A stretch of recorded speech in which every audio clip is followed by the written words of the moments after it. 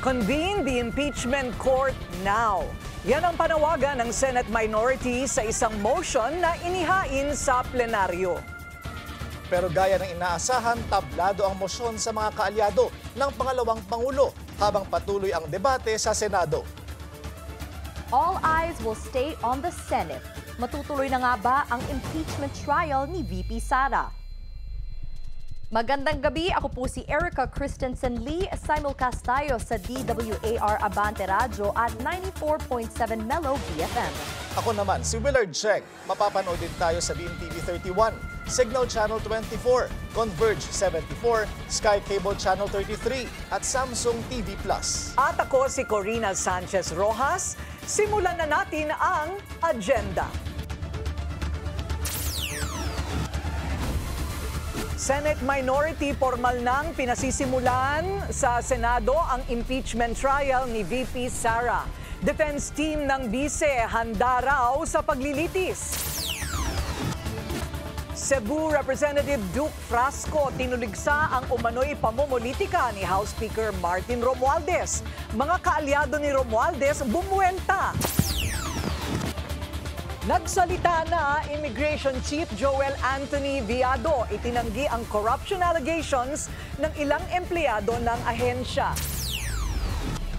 Mga rallyista at National Guard troops nagkagirian sa LA. Democrat sinisi ang tensyon kay US President Donald Trump. Dumepensa si Trump. People's champ at former Senator Manny Pacquiao inducted na sa International Boxing Hall of Fame. At PhilAm's win big sa 2025 Tony Awards, theater legend Lea Salonga may special appearance din.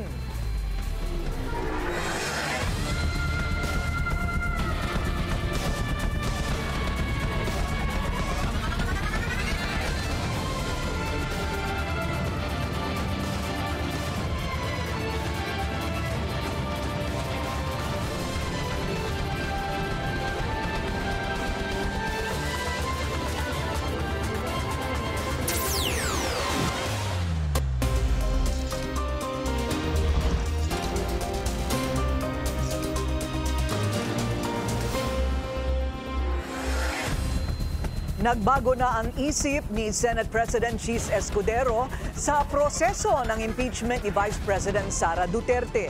Kung dati matigas siya na ito'y hindi dapat madaliin, ngayon isang motion lang, pwede na raw itong simulan. Narito ang agenda report ni Hannah T. Sa gitna ng mga batikos at pressure sa Senado, mga panawagang litisi na si Vice President Sara Duterte. Secretary will please call the roll. Tila nagbubukas na ng pinto si Senate President Chis Escudero sa impeachment trial. Kung nooy iniiwan sa gantihan ng botohan ang concrete steps para rito, ngayon mas maliwanag na ang mensahe. Pwede nang umpisahan basta may magmumosyon. At yan na nga ang balak ng minority bloc sa plenaryo, 3 days bago matapos ang sesyon. Hindi ito aabuti ng 1 oras. So, let's not pretend that 1 hour is too much to ask. Kung ibang panukala sa plenary, umaabot tayo sa hating gabi. We may have only 3 days. But 3 days is not nothing. Para kay Ontiveros, tapos na ang debate. Di na kailangan pang pagbotohan. Dapat lang gawin ito sang-ayon sa konstitusyon. Ma'am, yung pag-convene po ba ng Senate as an impeachment court, is that optional? Oh, definitely not. Definitely not.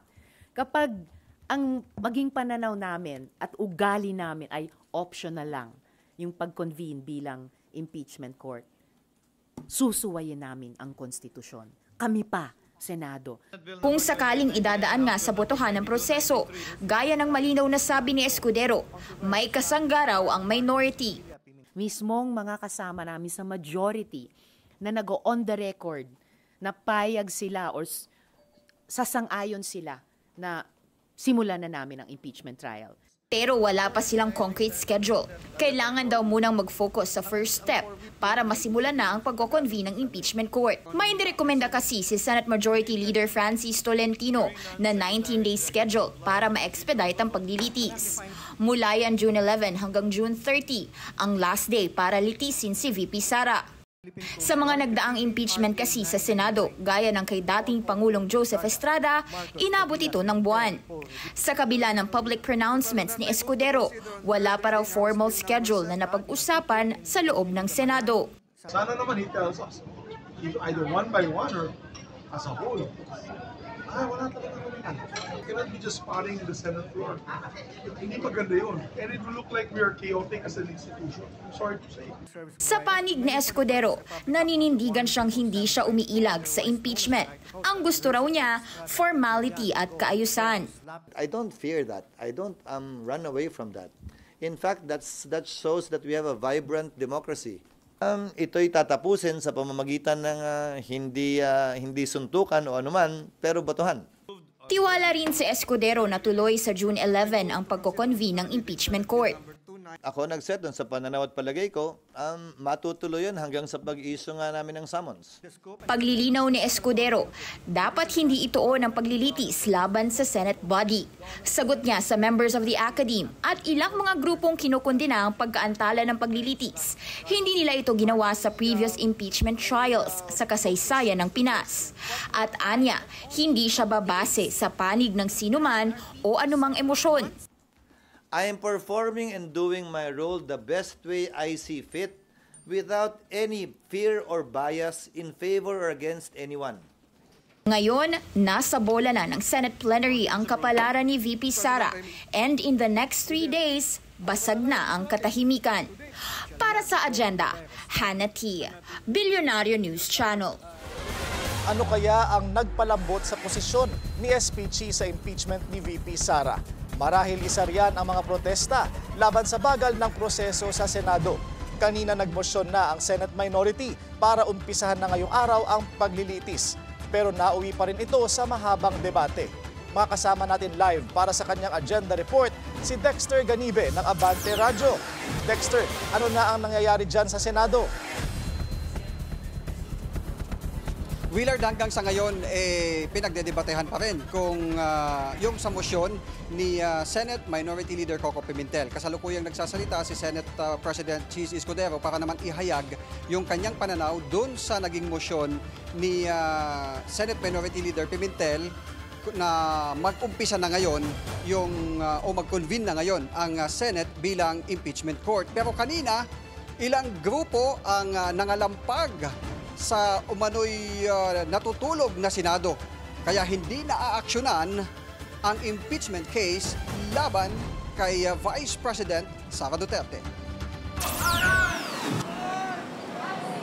Sinimulan ng Akbayan Party ang pagkalampag sa liderato ng Senado kanina. Maaga ring dumating ang Tindig Pilipinas at ibang kaalyadong grupo. Halos okupahin na ang buong southbound ng Jokno Boulevard, kaya bahagyang nagdulot ng trapiko sa lugar. Ininda ng mga lumahok ang init ng panahon para maiparating ang kanilang mga hinaing. Sa init ng araw ngayon, sana matunaw naman yung puso ni Chis at makinig sa gusto ng taong bayan kasi overwhelming ang mga Pilipino gustong matuloy yung impeachment trial. Huwag nang magpatumpik-tumpik pa at tama na ang delay, ituloy na ang impeachment trial.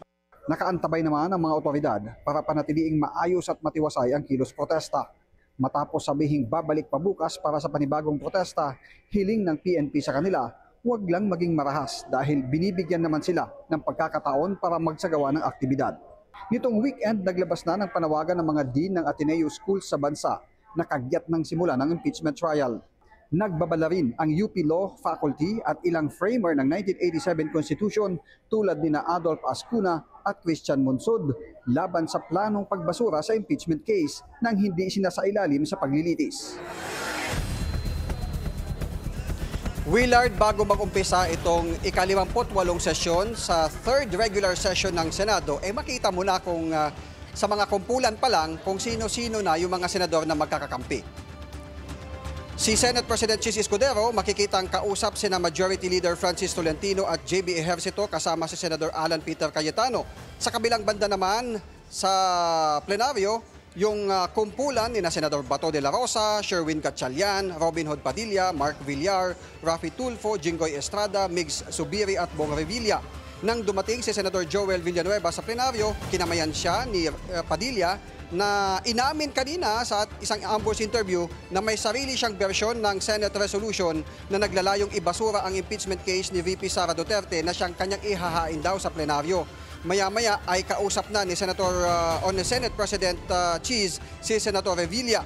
Makikita naman na nasa isang sulok nakaupo si Senator Risa Ontiveros mag-isa. Hindi naman nakipaghuntahan si Senator Cynthia Villar nang dumating sa plenaryo. Bago tuluyang mag-umpisa ang sesyon, makikita rin kausap ni Escudero sina Senator Bato, Amy Marcos at Robin Padilla, pero makikita sa mukha ni Bato na tila hindi siya approve sa napag-usapan nila ni Senate President. Hindi malinaw kung ano yung isyong tinalakay ni Escudero at ng mga senador habang sila ay nag-uusap kanina bago mag-umpisa yung sesyon. Sa kalagitnaan naman ng sesyon, ayon, nag-motion na nga si Senate Minority Leader Coco Pimentel para simulan na o mag-convene na ang Senado bilang isang impeachment court. At yan ang nangyayari ngayon, ang debate ng mga senador kung papaboran yung motion o hindi. Yan ang ating inaantabayanan. Willard? Dexter, naihain o natalakay na ba yung resolution para ibasura ang impeachment trial ni VP Sara? Hanggang ngayon, tayo ay nag-report wala pang resolusyon na naihahain para doon sa pagbasura sa kaso o sa impeachment case ni VP Sara. Ang meron lang naihain kanina, nabanggit ng Majority Floor Leader, ay yung kanyang ginawang calendar of activities para sa pagsasagawa ng impeachment trial hanggang sa June 30. Willard? Okay, maraming salamat Dexter Ganibe, live mula sa Senado.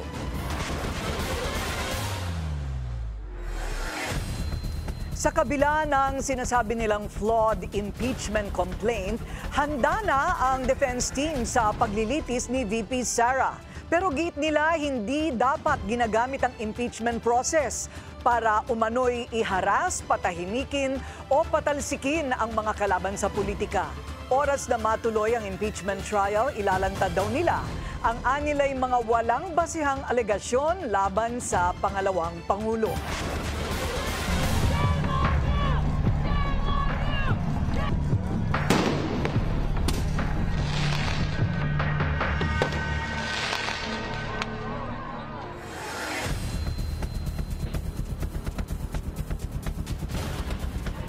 Mga sunog na sasakyan, mga freeway, hinarangan.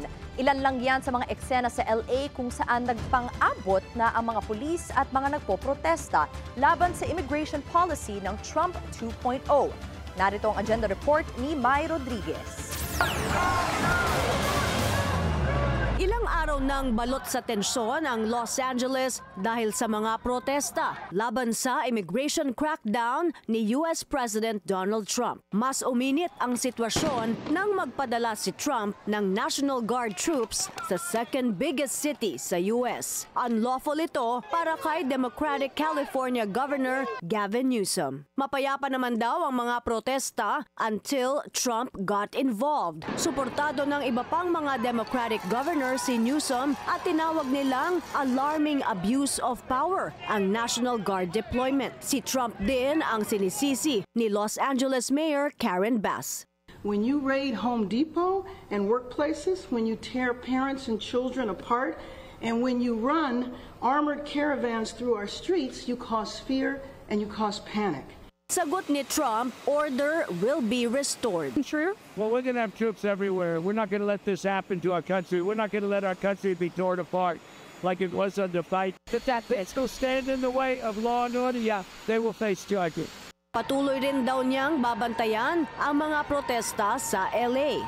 When they spit at people, you know, they spit. That's a new thing. They spit at worst. You know what they throw at them, right? And when that happens, I have a little statement. They say, they spit, we hit. And I told them, nobody's going to spit on our police officers. Nobody's going to spit on our military. Ang mga protesta sa LA sa ngayon ay ang pinakamalaki laban sa immigration policy ni Trump. Since taking office in January, kabi-kabilang mga raid ang iniutos ni Trump laban sa undocumented migrants na minsan na niyang tinawag na animals, monsters, and criminals. Para sa agenda, Mai Rodriguez, Bilyonaryo News Channel. Pinag-iingat ng konsulado ang mga Pilipino sa Los Angeles. Inabisuhan sila na iwasan ang matataong lugar na maaaring pagsimulan ng kaguluhan. Inilabas rin nito ang kanilang hotline para sa sinumang mangangailangan ng tulong. Aabot sa 250,000 ang mga Pilipino sa LA. Ilan mga protester na ang naaresto roon at wala pang katiyakan kung huhupa na ba ang sitwasyon.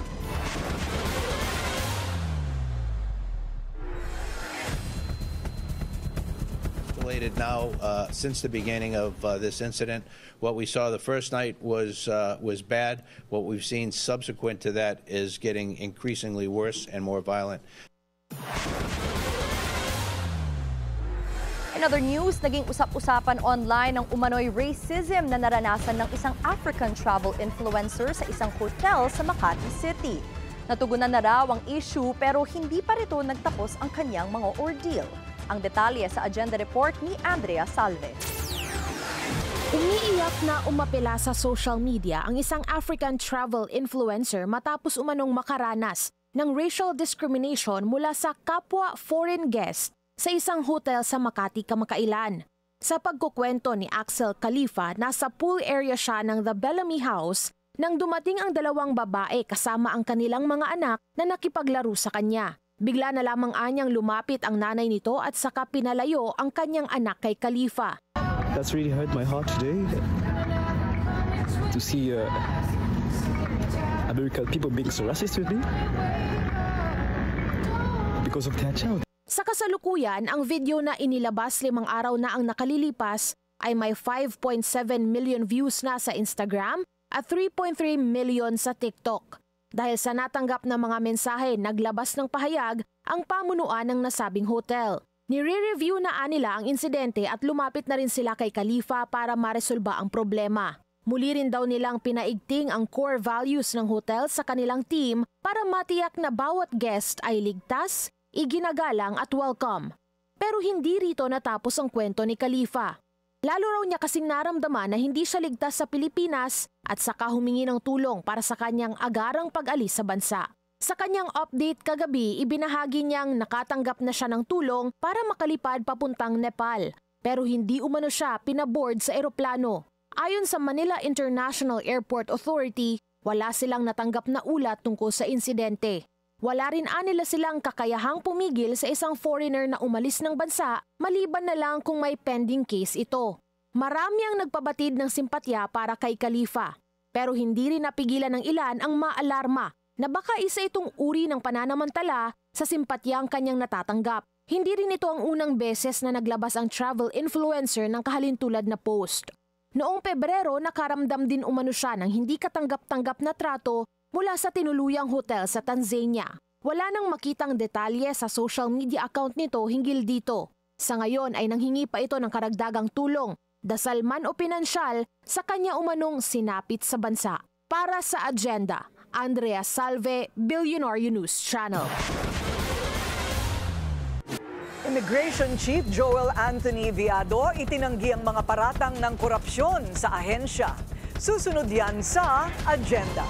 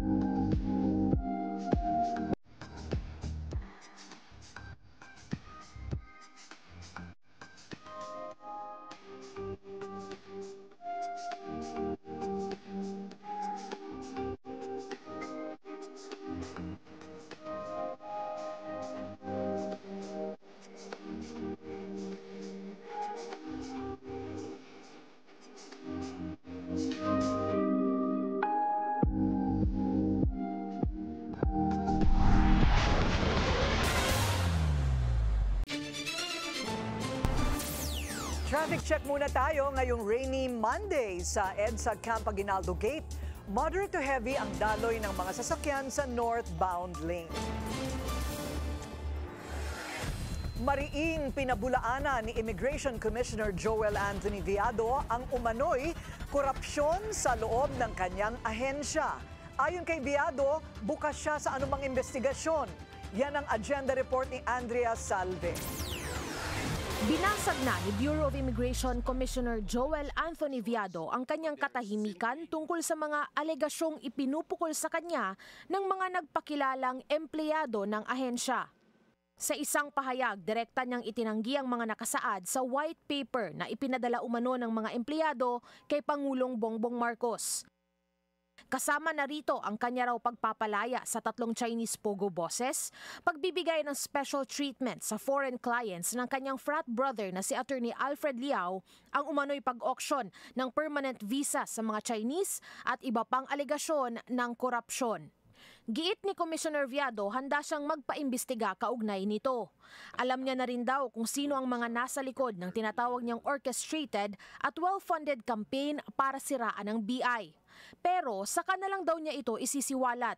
Updated din anya si Justice Secretary Boying Rimulya hinggil sa issue. Una na rin siyang nasabihan sa posibilidad na gumanti ang nasa underground operations ng BI na dati na nilang nabuking at napahinto kung kaya't inasahan na niya ito. May senior immigration official din daw na ngayon nagpapanggap na whistleblower ang sumubok na pilitin silang palayain ng isang Chinese national na linked sa isang makapangyarihang politiko mula sa nakalipas na administrasyon. Hindi niya pinahintulutan ang pagpapalaya sa nasabing Chinese kaya sa kanyang hinuha, posibleng ang opisyal na ito ang nasa likod ng smear campaign. Sa gitna ng kaguluhan sa ahensya, mahigit 100 dayuhan naman ang kanilang na-deport sa magkakahiwalay na operasyon nitong mga nakalipas na araw. 100 dito ang Vietnamese, 12 ang South Koreans at 1 ang Malagasy. Karamihan sa deported individuals ay dating nanirahan o nagtrabaho sa mga Pogo Hub na nasa likod ng iba't ibang organized crime tulad na lang ng online scam at trafficking. Silang lahat ay blacklisted na ng BI. Para sa agenda, Andrea Salve, Billionaire News Channel. Mainit pa rin ang debate ng mga senador sa mosyon na umpisahan na ang impeachment trial ni Vice President Sara Duterte. At kaugnay niyan, makakausap po natin si former Supreme Court Senior Associate Justice Antonio Carpio. Magandang gabi po, Justice Carpio. Magandang gabi.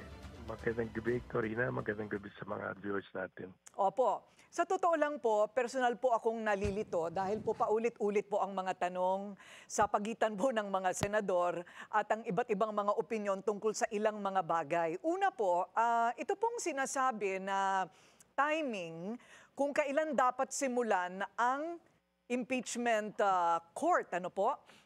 Hanggang sa ngayon po ba, ito po ba issue pa rin yung forthwith na tinatawag? Oo, dahil yung forthwith, dapat niyan kaagad-agad, no? So may violation na actually. From my point of view, nag-violate na sila dahil hindi nila inumpisang kaagad. Pwede magkaroon ng a little delay, katulad ng yung trial, yung impeachment ni ERAP at saka impeachment ni Corona, mga 1 to 3 weeks, no? But ngayon, mga 4 months na, hindi pa sila nag-uumpisa. So talagang tingin ko may labag na sa Constitution ito, sa saligang batas. So that's one, no? So magiging issue yan, nasa Korte Suprema yan, yung issue na ano yung meaning ng forthwith. Ang tingin ko, they violated already. So, but having said that, they can continue. They can still continue now, start now, dahil pwede naman mag-crossover yan. Pwede naman i-continue yan sa 20th Congress. Dahil sa ibang bansa where we copied this provision on impeachment sa Estados Unidos, ginagawa nila yan, no? From one Congress to another, kino-continue. Okay, so Justice, saan po nila pupulutin yung 20th Senate or 20th Congress, kung ito po ay may spillover o ito po ay kailangan o hindi po matatapos dito po sa kasalukuyang konstitusyon ng ating Senado at itutuloy na lamang sa bagong komposisyon ng Senado, saan po sila magsisimula? From where they leave off? Dito po sa current Senate? Yeah, from where they leave off dahil court of record naman. It's already dead, may video naman. So yung mga bagong senador, they can always read the records and watch the video, no? So katulad yan sa sa Korte Suprema o sa Court of Appeals, pag may nag-retire, may pumasok na bago, hindi naman inuulit babasahin mo na yung records. Pero in your opinion, is there enough time, you think, if they start, say, in the next 2 days, would there be enough time to complete the proceedings? No, definitely I don't think there's enough time. Dahil you have to give the impeached official, you have to give VP Sara 10 days, calendar days to answer or file a comment. And then another 5 calendar days to the prosecution to reply. So talagang wala nang panahon, kulang na. I see. So may chance pa ba kayang umabot itong usapin sa Korte Suprema? Kung umabot man, ano lang po ba ang pwedeng gawin ng Supreme Court sa issue po na ito? Pag ang Senado ngayon, i-dismiss nila yan, pag they vote favorably yung resolution na functionally dismissed, aabot yan sa Korte Suprema. Everybody will go up, no? So, ang Korte Suprema naman, ang decision lang nila kung pwedeng ituloy ng 20th Congress. Yun ang dyan. So, sa inyo pong yes, sir. Go ahead. The Supreme Court will not decide the case. Will only say whether the 20th Congress can continue. I see. In your opinion, you mentioned a while ago that the Senate had in fact already committed a violation. Sa hindi po nila convene for the impeachment trial right away, as in forthwith, meron na pong violation. Kung makita po ng saligang batas sa talagang may violation, sila po ba'y mananagot? Yung ganyan, walang sasabihin lang nila na i-correct lang ng Supreme Court na pwede ituloy. Kasi wala namang penalty yan walang penalty, I see. Kaya pala malakas ang loob nila, Justice Carpio. So ito pong ito pong nais po nilang i-delay o ito pong impeachment court to delay or ibasura po itong impeachment proceedings. Is there any legal basis? Yun nga, pag ibinasura nila yan, ang daming aakyat. Kahit na mga ordinary taxpayer, aakyat yan sa Supreme Court na unconstitutional yung pagbasura. So magde-decide pa rin ang Supreme Court. Nasasabihin ng Supreme Court, for example, pwede ituloy yan o dapat ituloy yan ng 20th Congress dahil hindi pwedeng ibasura yan without a trial. Dahil sabi ng saligang batas, trial shall proceed forthwith. So there must be trial before you can dismiss it.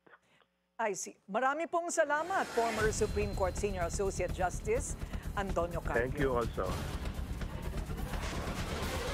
Ang simpleng ubot-sipon hindi dapat binabaliwala. Ito ang paalala ng isang eksperto sa harap ng banta ng tinatawag na wild diseases. Alamin ang mga nauusong sakit tuwing tag-ulan sa Agenda Report ni Pierre Pastor. Panahon na ng tag-ulan at dahil dyan, sabi ng DOH, na naman ang tinaguriang wild diseases. Yan ang waterborne diseases, influenza-like illnesses o trangkaso, leptospirosis at dengue. Kahit taon-taon ang babala, marami pa rin ang nagkakasakit. Dala ng pathogenic microorganisms ang typhoid, cholera, dysentery at amoebiasis. Ilan sa mga sakit na dala ng kontaminadong tubig. Sometimes hindi natin kasi napapansin yung ating sewerage system o daanan ng evacuation ay baka nakakabit sa linya ng ating tubig. Pag nagbaha dahil sa ulan, okay, pumapasok ngayon yung mga bacteria na doon sa daan ng iniinom natin. Okay, pinaluluto natin. Paano kung hindi well cooked or hindi masyadong malinis. So, doon nag-uumpisa yung waterborne diseases. Kung nag-dehydrate ka, nag-shutdown ng kidney mo, mamamatay ang pasyente. Binabantayan dito ang mga batang may edad 5 pababa, matatanda at mga taong mahihina ang immune system dahil mas madali silang ma-dehydrate. Dumarami rin ang kaso ng influenza-like illnesses kapag umuulan. Kaya babala ng mga eksperto, huwag ibaliwala ang simpleng ubo, sipon at lagnat dahil baka mauwi ito sa pulmonya at pamamaga ng utak. Nagkakataon lang kasi po na yung sudden change of weather ay naging conducive for the proliferation or multiplication nito mga virus po na ito. Pagka napabayaan mo kasi yan, ay pwedeng mamaga ang iyo pong lungs. Okay? Marami kasi klase ng pneumonia. May viral pneumonia, may bacterial pneumonia, may fungal pneumonia. So, mamabaga yung baga natin, no, na pwede ikamatay ng tao. Huwag ding basta sumugod sa tubig baha dahil posibleng tamaan ng leptospirosis na galing sa ihi ng daga. Maaari itong pumasok sa katawan kahit na walang sugat. Remember, ang leptospirosis po ay spirochete. Nagbabarrow yan. Nagbabarrow. Parang tornilyo na pwedeng pumasok. At hindi lang namang binti na din naman ang pwede maging source niyan, no? Kung ikaw nalusong sa baha, hanggang dito sa baywang mo, pwede pumasok sa kasarian mo yan. Kasi iba rin kasi ang lining ng skin natin doon. Pwede rin, mga bata ngayon, di ba, ginagawang swimming pool yung karsadang baha, di ba? Pwede pumasok sa mata, pwede pumasok sa ilong, ng portal of entry, bibig, malulo nila. Kaya nga po, isa din po sa pwedeng panggalingan din po niyan ay yung mga swimming pool, mga water sports activities, no? Na pwedeng ding magkaroon ka ng leptospirosis doon kasi hindi mo alam kung saan umiihi ang daga doon. Sometimes kasi mabilis, no? Bigla na maninilaw yung pasyente, biglang hindi umiihi yung pasyente. Kung umiihi man cola-colored or tea-colored or coffee-colored ang urine. At sa kabila ng kampanya kontra dengue, sumisipa pa rin ang bilang ng mga kaso nitong umpisa ng 2025. Pumalo ito sa 116,243 ayon sa DOH. 62% ang itinaas kumpara noong nakaraang taon. Inilunsad ng DOH noong Marso ang Alas 4 kontra Mosquito, isang panawagan na sabay-sabay linisin ang mga lugar na pwedeng maging pugad ng Aedes aegypti mosquito, ang lamok na may dalang dengue. Ayon pa kay Doc Salinel, dapat maging meticuloso dahil ang mga paunang sintomas ng mga nabanggit na wild diseases ay magkakatulad. Maari kasing ipagwalang bahala ng iba ang lagnat at trangkaso. Makatutulong kung agad na magpasuri para maiwasan ang malalang maaaring mangyari. Para sa Agenda, Pierre Pastor, Billionaire News Channel.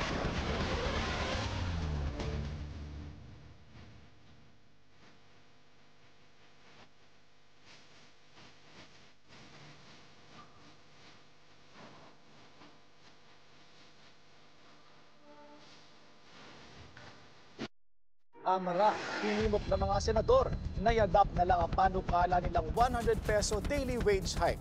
Susunod yan sa Agenda.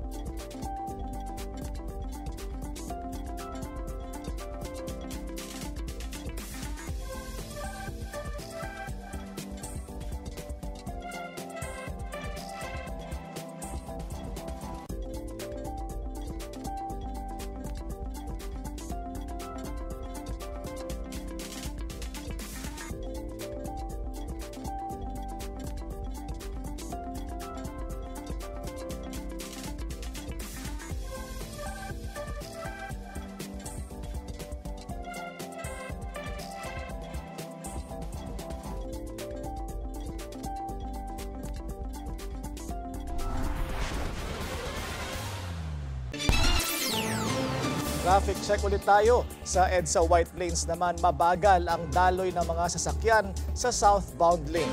Moderate to heavy naman sa northbound lane.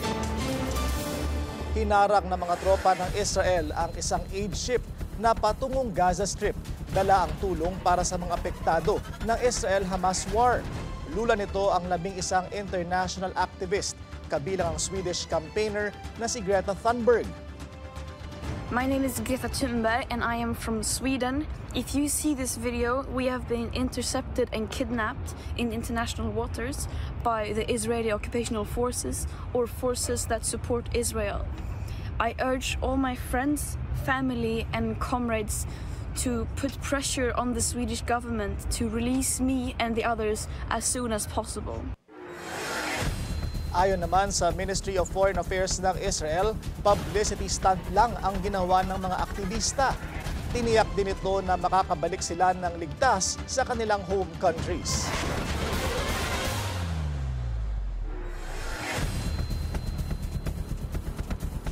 Panala kasi ng militarang presensya nito sa isang strategic island sa Palawan sa harap ng sigalot sa laot. Bukod dito ay patuloy din ang kanilang pakikipag-ugnayan sa ibang bansa para mapalakas ang depensa. Yan ang agenda report. Bahagi ng Palawan para bantayan ang ating teritoryo. Binisita ni Defense Secretary Gibo Teodoro ang isla. Malapit ito sa West Philippine Sea at Balabac Strait at lagusan sa High Sea at international water. Balabac ay strategic para sa Pilipinas dahil ang isang channel na international sea lane sa southwestern Philippines ay dito dumadaan. Ito ang dulo na municipality ng Palawan. Inalam din ni SND ang development ng itinatayong airport doon. Matumal daw ang usad ng construction kaya inutusan ng kalihim na pabilisin ito. Pero maliit daw ang lugar para sa isang naval base. Mas akma raw ito bilang base ng Coast Guard. Kaya naman makikipag-usap ulit sila sa iba pang ahensya para humanap ng mas malaking lokasyon. Dagdag pa ni Teodoro, posibleng nakamasid na rin ng China sa Balabac Island. Hindi naman malayo dahil ito yung international sea route, no? Recognized international sea lane dito. So minsan dumadaan talaga dito ang mga Chinese vessels. At ito, pag hindi nadama or hindi nagkaroon ng presence dito, napakadali na abusuhin ng foreign influence and other inappropriate and illegal activities dito. Sabay sa pagbisita ni Teodoro ang isang community outreach program at medical mission sa isla. Nandito rin tayo upang mag-engage sa tao sa Balabac, no? To show na at maipahiwatig sa kanila that the government is, the national government ay pumupunta sa kanila. And dito talaga importante rin ang DND at saka ang AFP dito sa mga frontier na lugar na kailangan madama ng ating mga kababayan na the government is really looking out for their welfare. At the same time, magkakaroon sila ng engagement at sense of responsibility na kailangan pangalagaan din nila itong lugar na ito dahil Pilipinas nga ito. Samantala, welcome sa DND ang pag-aproba sa Philippine-Japan Reciprocal Access Agreement. Papayagan ng RAA ang mga tropa ng dalawang bansa na makapagpalitan ng kasanayan sa defense at security matters para pa rin isulong ang bukas, payapa at malayang Indo-Pacific region. Para sa agenda, Francis Polbe, Billionaire News Channel. Sa kabila ng serye ng pambubuli ng China sa West Philippine Sea, hindi nagpatinag ang Philippine Navy at Coast Guard. Walang humpay ang kanilang misyon para protektahan ang ating soberanya. Nagbabalik si Francis Folve para sa detalye. Tuloy-tuloy ang routine resupply mission Aurore sa mga tropang nakaistasyon sa West Philippine Sea para pangalagaan ang ating interes. Halos isang taon na ang lumipas matapos intensyonal na banggain ng isang Chinese Coast Guard vessel ang barko ng Philippine Navy na nagsasagawa ng rore para sa BRP Sierra Madre sa Ayungin Shoal noong June 17, 2024. Isang Philippine Navy Marine personnel ang naputulan ng daliri at ilan pa ang nagtamo ng minor injury sa insidente. Siningil ng Manila ang Beijing sa damage sa barko pero hindi pa nasa-settle ito. Sa kabila ng mga ganitong klase ng peligro, hindi raw ito balakid sa mga tulad ni alias Saldi ng Navy Special Operations Group para tuparin ang kanilang misyon. Hanggat kaya ay magpapasensya raw sila para hindi na lumala pa ang sigalot sa laot. Nagano lang kami sir, kung saan sila sir, wag na namin silang salubungin sir. Umiiwas lang kami sa mga sir, sa mga ng China sir.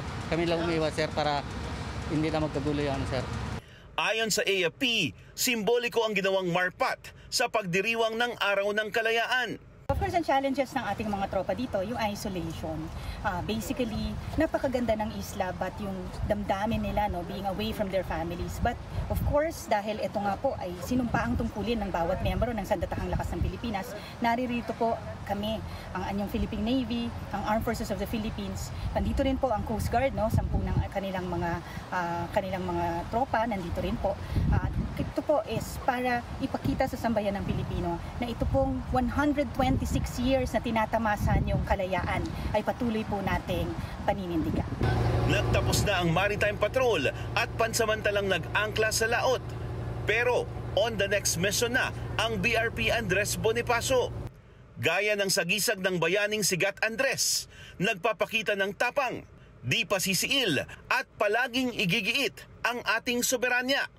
Dahil ang benepisyo ng kanilang mga sakripisyo ay tatawid sa mga susunod pang saling lahi ng mga Pilipino. West Philippine Sea, atin ito!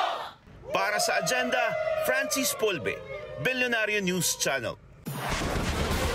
Nanawagan ng ilang senador sa Kamara na i-adapt na lang nila ang panukala sa Senado na 100 peso wage hike. Anila, masyadong mataas ang hinihingi ng mga kongresista. Narito ang agenda report ni Dexter Ganibe. Nagdududa na si Senate Committee on Labor Chairperson Joel Villanueva kung bakit hanggang ngayon wala pang natatanggap ang Senado na kopya ng panukalang legislated wage hike mula sa House of Representatives. Tanging natanggapan niya ay listahan ng mga kongresista na kasama sa Bicameral Conference Committee. Pero paano niya sila magpapatawag ng BICAM kung wala naman silang hawak na kopya ng aprobadong panukalang batas ng Kongreso? This might be a move to really put the 100 peso wage increase passed by the Senate into the trash bag. Maging si Senator Mig Zubiri, pareho ng pananaw na maaring pananabutahe sa bersyon ng Senado ang ginawa ng Kamara na ipasa ang mas mataas na wage hike. O sana, i-adopt na lang nila ang Senate version and let's pass it to law because kailangan talaga natin manggagawa itong additional boost na kanilang nakikita. Pero huwag sana isabotahe kasi kaysa masyadong mataas, masasabotahe talaga. Nilinaw ni Zubiri, hindi siya tutol sa 200 pesos na legislated wage hike. Pero kailangan anyang makatiyak na hindi lang ibivito ng Pangulo matapos ihayag ng Malacanang na kailangang mabalanse ang interes ng mga negosyante at mga manggagawa. Ang bersyon ng Senado na legislated wage hike na 100 pesos na nakasaad sa Senate Bill No. 2534 na ipasa sa third and final reading noon pang Pebrero. Dahil magkaiba ng bersyon ng Senado at Kamara, kailangan nilang maplansya ito bago ipasa sa Malacanang para malagdaan ng Pangulo. Kaya suhestyon ng mga senador sa Kamara, i-adapt na lang ang bersyon ng Senado na mas malaki ang tsansa na hindi mavito. Bukas at sa Miyerkules, magiging abala na ang Senado para sa confirmation ng 2 commissioner ng COMELEC, mga bagong ambassador ng Department of Foreign Affairs at ang huling batch ng mga opisyal ng Armed Forces of the Philippines. Kaninang umaga, ilang grupo na ang nagtungo sa Senado para mangalampag kaugnay ng issue ng legislated wage hike. Para sa Agenda, Dexter Ganibe ng Abante Radio. Inducted na sa International Boxing Hall of Fame si People's Champ at former Senator Manny Pacquiao. Ginanap ang induction ceremony sa Canastota, New York. Sa speech, sinabi ni Pacquiao na it's an honor to put the Philippines on the map. Inalala rin niya na ang mga naranasang hirap bago makamit ang tagumpay, mula sa pagbebenta ng dyaryo sa kalye hanggang sa pagtulog sa kalsada. Giit ng boxing's only 8th Division World Champ, his journey is still continuing. Matapos ang 4-year hiatus, sasabak muli sa ring si Pacquiao sa July 19 para sa WBC welterweight title against Mexican-American Mario Barrios. Samut-saring issue bumungad kay PBBM sa pag-iikot sa ilang paaralan. Susunod yan sa agenda.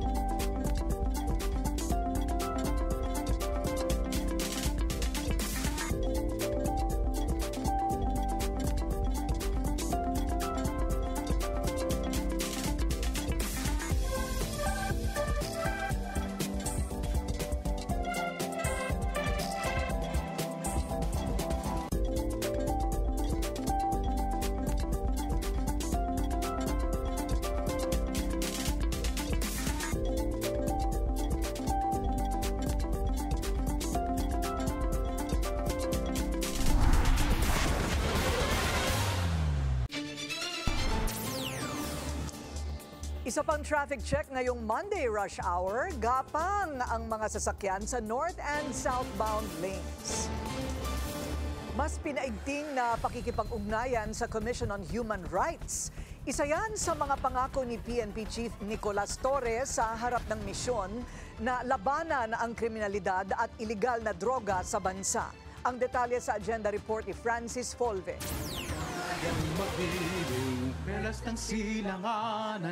Ito ang unang flag raising ceremony sa Camp Crame ni General Nicolas Torre III bilang 31st Chief of the Philippine National Police. Sa kanyang talumpati, pinasalamatan ni Torre si PBBM sa tiwala at suportang ibinigay sa kanya. The PNP shall enforce the law, prevent and control crime, maintain peace and order, ensure public safety and internal security with the active support of the community. Agree tayong lahat doon. No question about it. Ang tanong, para sa mga pulis natin dyan sa labas na naglalakad, ano ang trabaho, paano nila maisabuhay, paano nila magawa yung prevent and control crime, enforce the law, maintain peace and order? Iisa lang din ang sagot. Alisin lang ang kriminal sa ating mga communities. Alisin ang kriminal sa kalsada. Yun lang, wala nang iba. Pag walang kriminal, walang krimen. Una nang sinabi ni Torre na gusto niyang magparamihan ng huli ang mga pulis para masawata ang krimen. Agad naman itong umani ng samot-saring reaksyon mula sa publiko, pati na ang Commission on Human Rights sa posibleng pang-aabuso na kalakip ng nasabing kautusan. Agad namang nakipagpulong si Torres sa CHR para linawin at ipaliwanag ang kanyang mga prioridad. Ayon kay PNP spokesperson Police Brigadier General Jean Fajardo, makasaysayan ito, lalo't ang pagtungo sa CHR ng isang PNP chief ay indikasyon ng sinserong ugnayan at pagtutulungan ng dalawang ahensya. Para sa agenda, Francis Polbe, Billionario News Channel. Mahigit 5,000 pulis ang ipapakalat ng NCRPO para sa Oplan Balik Eskwela sa Lunes, June 16. Ayon kay NCRPO Chief Anthony Aberin, bahagi ito ng kanilang commitment para matiyak ang kaligtasan ng mga estudyante, magulang at mga guro sa pagsisimula ng pasukan. Bukod sa foot patrol officers, may mga pulis na magmamando rin sa mga assistance desk. Umaasa ang NCRPO na walang maitatalang anumang untoward incident sa tulong ng pinaigting na police visibility. Magsisimula na ang bagong school year pero kulang pa rin ang maaayos na classroom at palikuran.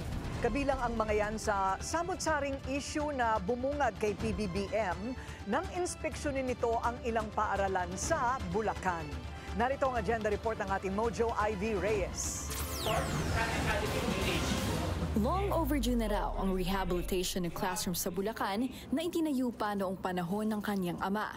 Ayon yan kay President Bongbong Marcos. Sa pag-iikot ng Pangulo kasama si Deputy Secretary Sonny Angara at DICT Secretary Henry Aguda, kakulangan sa maayos na palikuran at malinis na tubig ang iba pang kailangan daw tugunan. Sa inspection namin, yung mga, alam niyo ba yung ibang nakita namin na school building, Marcos type school building pa.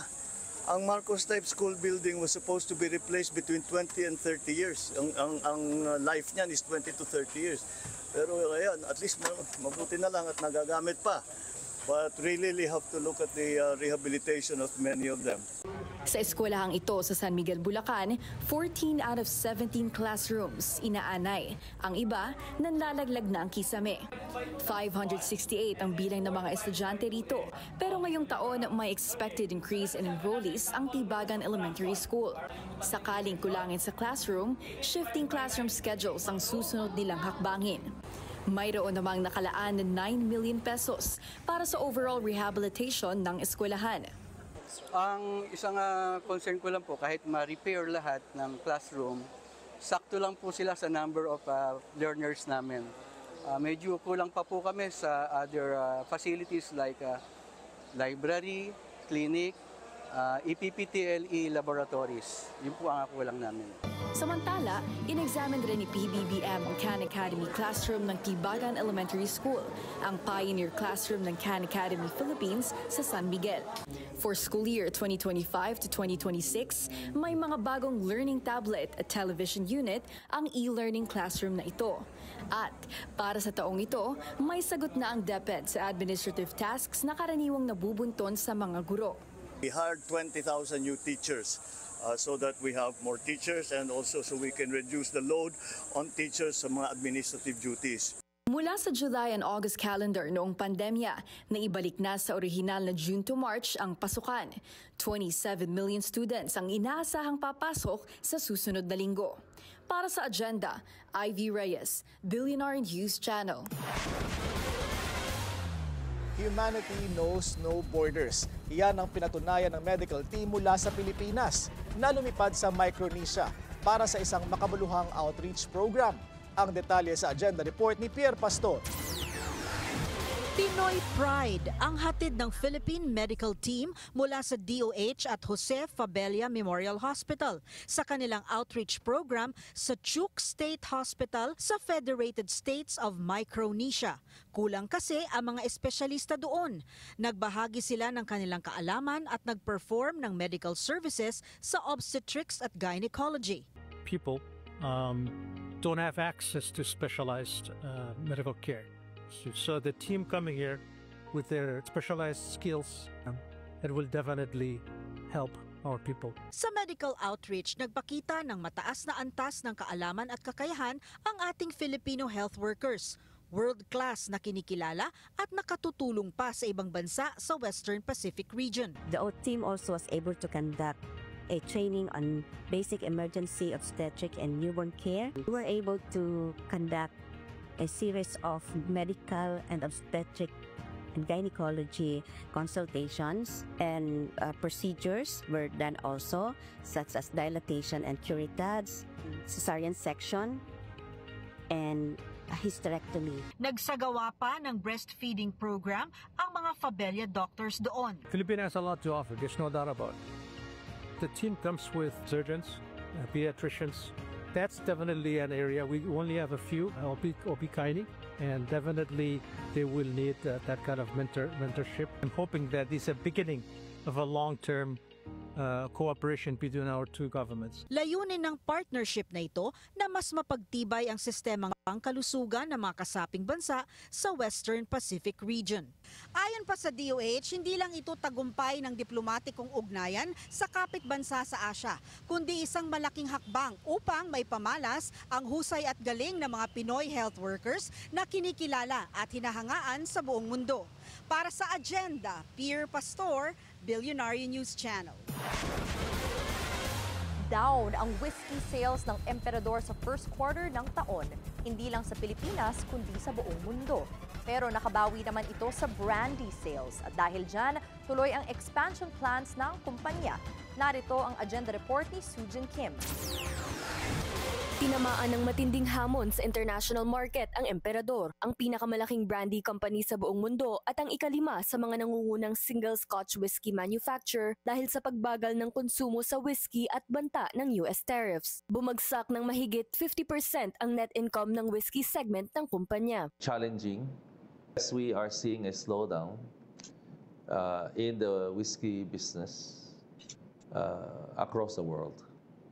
In North America, in China, and even in Europe. The market has become very competitive given the situation. Sa gitna ng global slowdown, inamin ng management na nagiging price-conscious ang mga mamimili, lalo na sa luxury Scotch category. At habang nasa 10 to 12% ng whiskey business ng Emperador ay nasa Amerika, may pangamba ito na magmamahal ang produkto sa US dahil sa resumption ng mga taripa. We operate on a global supply chain, and so there are aspects that will be affected if the tariff goes online. Our products imported into those countries may have a higher price. Pero tiniyak ng President and CEO na si Winston Ko na nakikipag-ugnayan na sila sa mga global supplier at distributor para ma-mitigate ang epekto ng inflation at tumataas na cost. Sa kabila ng mga hamon, tumalon ng halos 80% ang kita mula sa brandy. Noong 2024, nakapagtala ito ng kabuoang kita na 61.65 billion pesos. Even as markets were pressured by economic challenges and shifting consumer landscapes, we adapted with agility, gained a deeper understanding of our products and customers, and pivoted when and where necessary. Kasabay ng mga adjustments sa operations, tinututukan din ng Emperador ang global expansion. Halos 500 hectares ng ubasan ang inacquire ng Emperador sa Spain.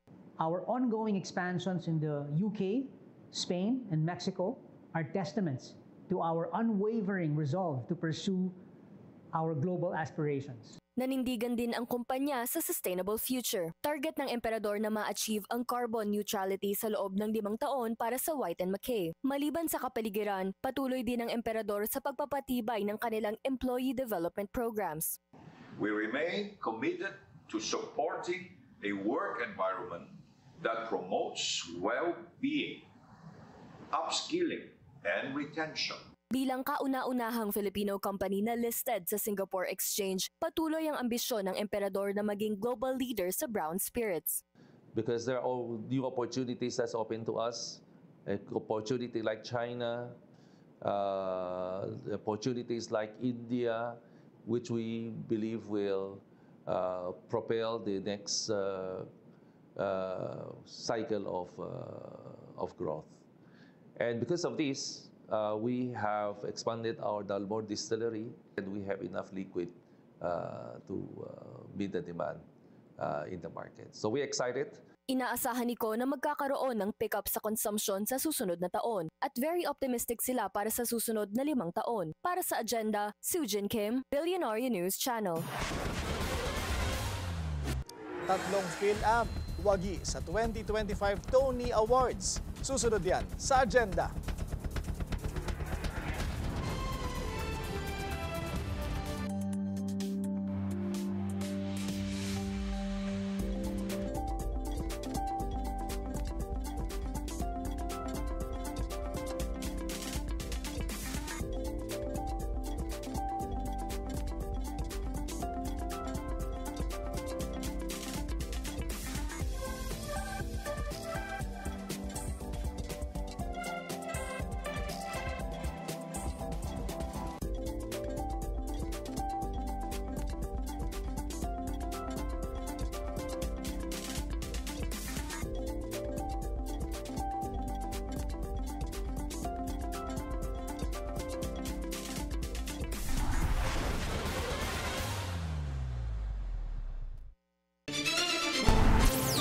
Traffic check ulit tayo. Sa EDSA Guadalupe naman, mabagal ang daloy ng mga sasakyan sa northbound lane.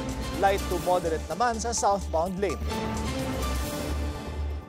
Tuloy-tuloy ang pag-expand ng luxury Chinese car brand na Hongqi sa Pilipinas. Kasabay ng pagbubukas ng isa pang showroom, binida rin ito ang ilan sa kanilang bagong fully electric model. Ang pasilip sa agenda report ng ating mobility correspondent G. Baroga. Sumisikip ang electric vehicle market sa Pilipinas dahil sa dami ng mga bagong player na pumapasok sa merkado. Kabilang dyan ang Hongqi Philippines, isang luxury Chinese car brand na isa rin sa pinakamatagal na sa mundo.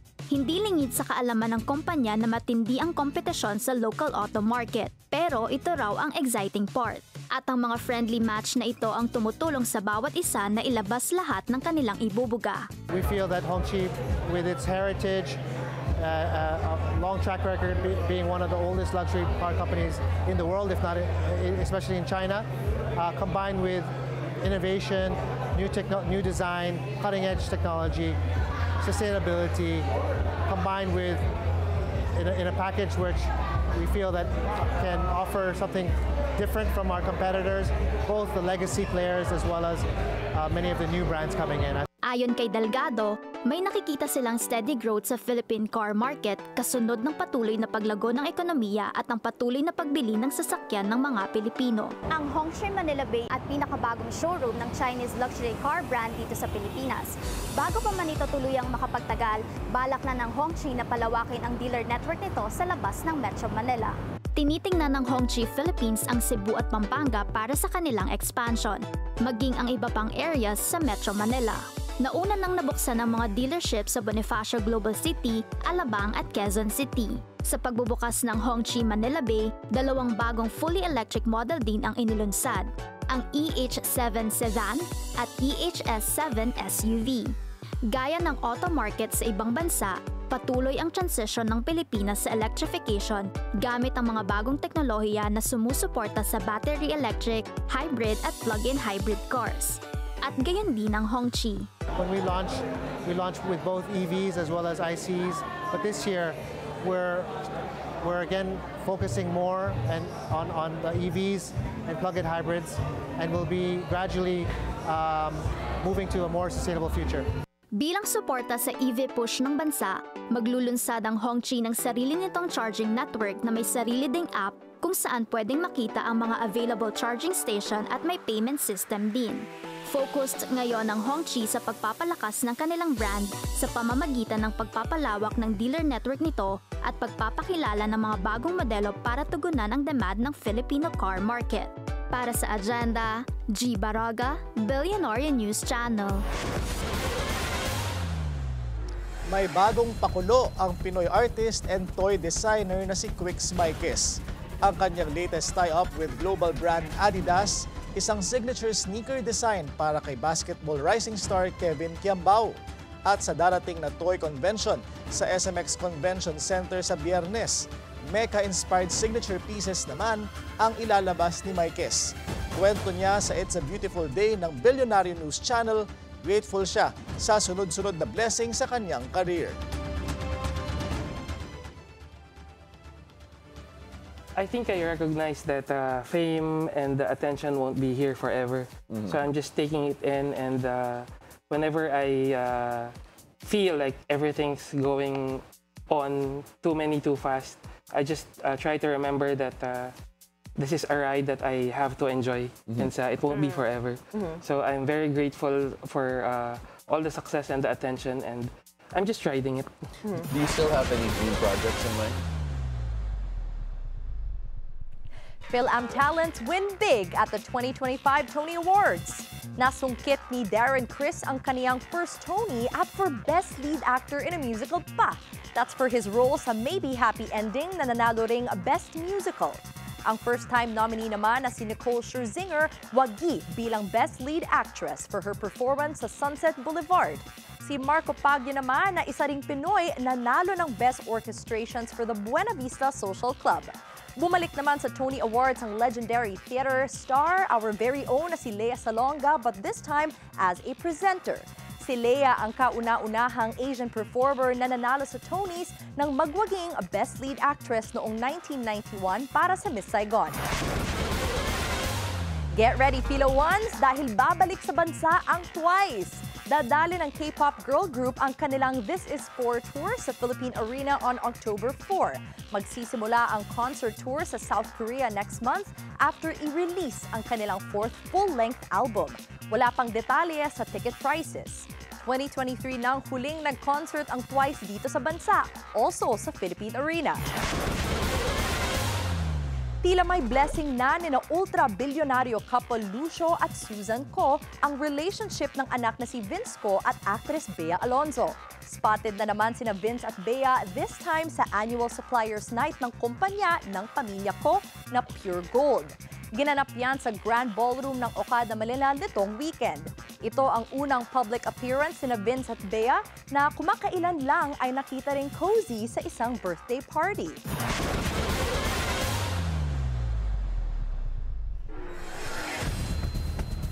Ayan. Sana ganun lang kasimple ang ang parang ganun lang kasimple, yes or no. Oo. parang sa Senado, sana ganun din kasimple. Bakit kaya alas 4 pa sila nagsimula, hanggang ngayon hindi pa rin sila tapos? Tama. Nag-break time lang sila, and I'm sure tatagal pa yung break may break time sila, so they will resume pa. Feeling ko kumakain lang sila. Oo. Usually, dinner time dyan nagkakadebate. Oo, ano ba yun? Yes or Palitan. no lang naman yun. Parang handa naman ang magkabilang panig kung sa kanilang mga ebidensya at saka depensa. So bakit hindi pa simulan? Bakit hindi pa simulan, hindi ba? Saka ilang buwan na yan pinag-uusapan. I'm sure handa na sila. Oo nga diba? Tuwing papasok tayo dito, Willard, parang pag nakita natin headline, ito na naman ba? 4 na buwan na yun. No, but what a relief if they finally just say yes or no. Hindi ba? Yeah. Although, ang sabi ni Supreme Court, former Supreme Court Justice Carpio kanina, hindi talaga aabot. Talagang, siya, hanggang sa 20th. Tatawid daw sa 20th Congress. Tatawid sa 20th Dahil Congress. kailangan daw bigyan din ng sapat na panahon yung kabilang panig para makapaghanda ng kanyang sagot. Correct. Bigyan natin ng vitamins ang ating mga senador para makapag-yes or no na sila. Ayan. At mula ngayong gabi, araw-araw na si Erica dito. Yes, Tama? yes, of course. But you'll have to leave your other show, you said? Yes, correct. The scorecard, I'm so sad. Pero syempre, I am also very humbled to be sharing the space with the pillars of Philippine news and broadcasting. Syempre, si Corina, Willard, at si Pinky na ngayon nagbabakasyon. Correct. Dahil birthday week din niya. Oo, yung isang pillar natin, nagbabakasyon. Oo, mabuti pa yung pillar na yan. Oo, but it's going to be her birthday tomorrow, so wag na natin siyang pagalitan. Yes. Happy birthday na lang. Correct. So welcome, Erica. Thank you. Welcome. Thank you. The loss of scorecard is our game. Okay. Thank you. At yan ang ating agenda ngayong gabi. Ako si Willard Cheng. Ako naman po si Erica Christensen Lee. At ako si Corina Sanchez Rojas. Sa bawat issue may anggulo at ang balita may agenda.